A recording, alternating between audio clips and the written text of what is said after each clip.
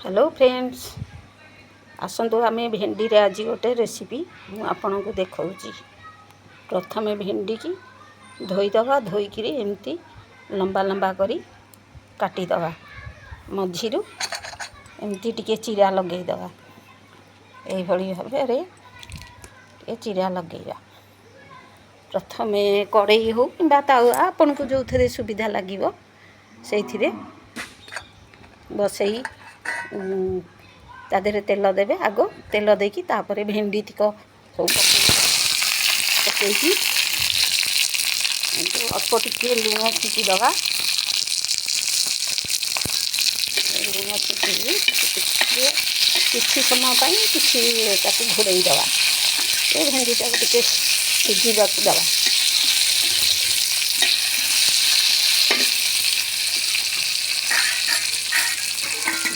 किसी समय घोड़ई दवा।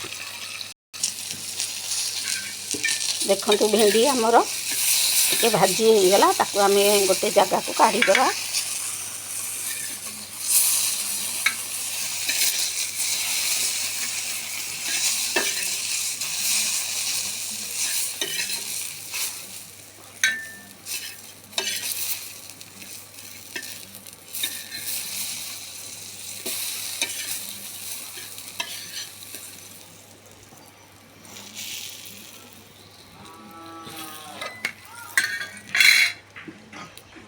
तापर पुणी अल्प किछि तेल पकेइबा तावरे।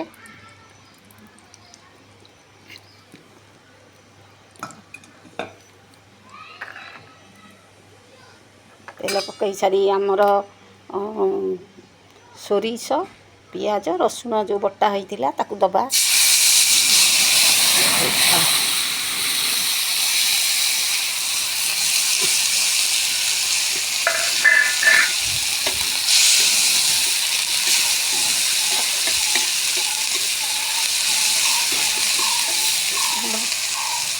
मसला स्वाद अनुसार टे लुण दबा।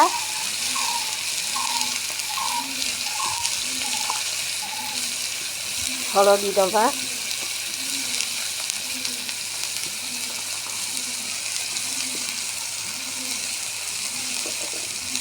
जीरा गुंड और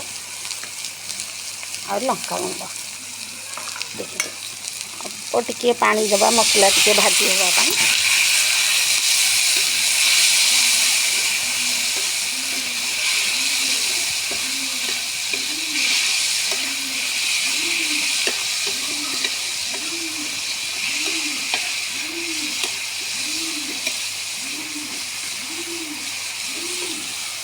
तापर भाजिकी रखिथिबा भेंडी तिक से पकईदवा।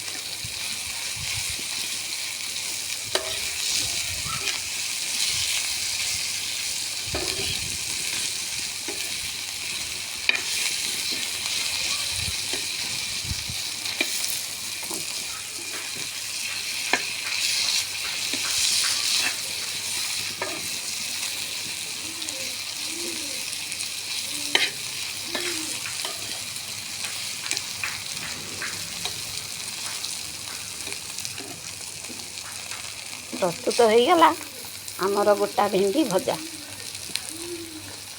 आपण निश्चय मुझे देखली सेमती करी आपण जदि खाइबे बहुत बढ़िया लगे। पखाड़ भात आहुर बहुत भल लगे खाइबा।